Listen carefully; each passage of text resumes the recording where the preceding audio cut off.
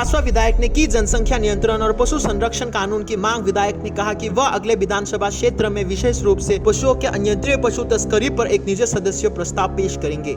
असम और उत्तर प्रदेश सरकारों द्वारा पशु संरक्षण और जनसंख्या नियंत्रण विधेयकों को लागू कराने के लिए चल रहे पहल के साथ त्रिपुरा के फटिक्रियो निर्वाचन क्षेत्र के भाजपा विधायक सुधांशु दास ने शुक्रवार को इसी तरह की मांग की और कहा कि वह अगले क्षेत्र में इस मुद्दे को उठाएंगे। सभा विधायक ने कहा, मुझे लगता है कि दो मांगों को न केवल त्रिपुरा या 2 या 3 राज्यों में बल्कि पूरे देश में राष्ट्रीय हित में लागू किया जाना चाहिए।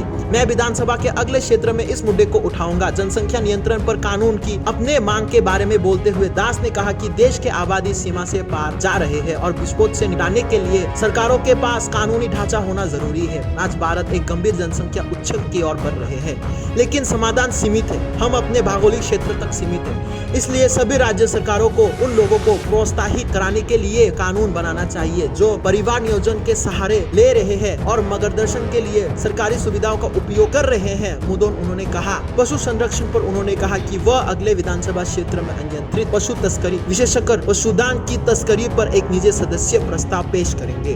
उन्होंने कहा, हमें किसी भी तरह की आबादी गतिविधि के लिए जीरो टॉलरेंस सुनिश्चित करना चाहिए। उन्होंने आगे कहा कि लोगों की धार्मिक भावनाओं को ठेस न पहुंचे, इसके लिए गौ संरक्षण विधायक